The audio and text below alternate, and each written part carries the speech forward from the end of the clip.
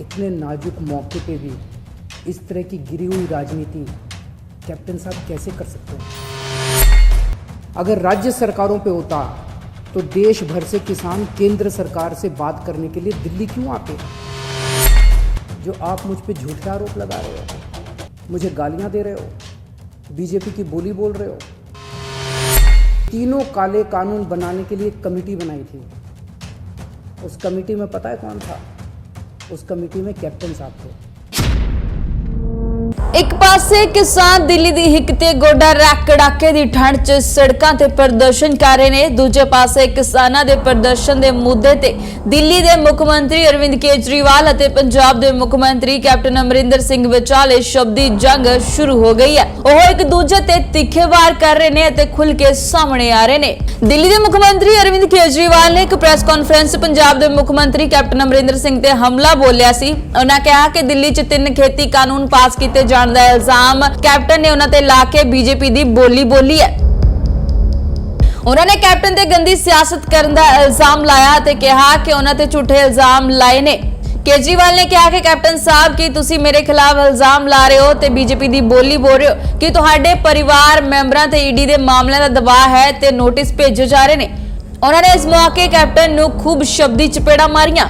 उन्होंने कहा कि 3 खेती कानून राष्ट्रपति के दस्तखतां तो बाद देश विच लागू होए ने ते सूबा सरकारां उन्हां नूं रोक नहीं सकदियां। कैप्टन संकट दे समय विच घटिया सियासत किवें कर सकदे ने? केजरीवाल ने कहा कि कैप्टन कोल खेती कानून रोकण दे कई मौके सन पर उन्हां अजिहा नहीं कीता। होर की तीखे वार कीते केजरीवाल ने कैप्टन ते, आओ देखदे हां। कल पंजाब के मुख्यमंत्री ने मुझ पे आरोप लगाए कि दिल्ली में मैंने ये काले कानून पास कर दिए। इतने नाजुक मौके पे भी इस तरह की गिरी हुई राजनीति कैप्टन साहब कैसे कर सकते हैं? ये तो तीनों केंद्र के कानून हैं। जिस दिन राष्ट्रपति के इन तीनों कानूनों पे दस्तखत हुए थे उसी दिन ये तीनों कानून पूरे देश में लागू हो गए। अब ये किसी राज्य सरकार के ऊपर नहीं है कि वो इन्हें लागू करेगी या नहीं करेगी। अगर राज्य सरकारों पे होता तो देश भर से किसान केंद्र सरकार से बात करने के लिए दिल्ली क्यों आते? वो अपने अपने राज्य के मुख्यमंत्रियों से मांग करते। ये कानून केंद्र सरकार लाई है और कोई भी राज्य सरकार इन कानूनों को ना तो रोक सकती है और ना पास कर सकती है।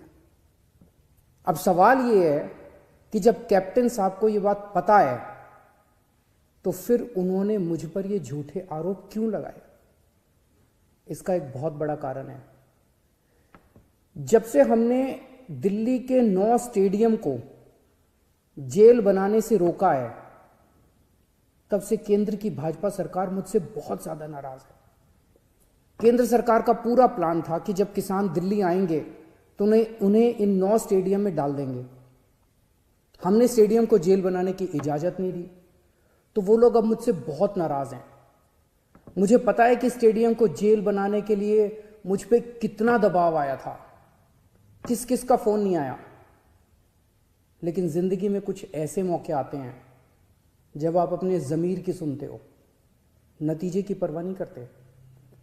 कैप्टन साहब, क्या इन्हीं लोगों का आप पे दबाव है जो आप मुझ पे झूठे आरोप लगा रहे हो, मुझे गालियां दे रहे हो, बीजेपी की बोली बोल रहे हो, बीजेपी के साथ ये दोस्ती निभा रहे हो, या कोई दबाव है क्योंकि आपके परिवार पे ईडी के केस चल रहे हैं आजकल और ईडी के नोटिस भी आ रहे हैं आजकल?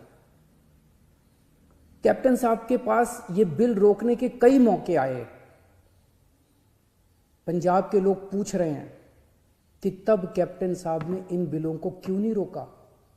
आज से 1.5 साल पहले 2019 में केंद्र सरकार ने ये तीनों काले कानून बनाने के लिए एक कमेटी बनाई थी। उस कमेटी में पता है कौन था? उस कमेटी में कैप्टन साहब थे। कैप्टन साहब, पंजाब के लोग आपसे पूछ रहे हैं कि आपने उस कमेटी में इन काले कानूनों को क्यों नहीं रोका? आपने कमेटी में एक बार भी इन काले कानूनों का विरोध क्यों नहीं किया? आपने बाहर आके लोगों को क्यों नहीं बताया कि केंद्र सरकार इतने खतरनाक कानून बनाने जा रही है? कैप्टन साहब, आपके पास 1 नहीं, 2 नहीं, 3 नहीं, इतने मौके आए जब आप इन बिलों को रोक सकते थे। आज पंजाब का किसान आपसे पूछ रहा है कि आपने ये बिल क्यों नहीं रोके।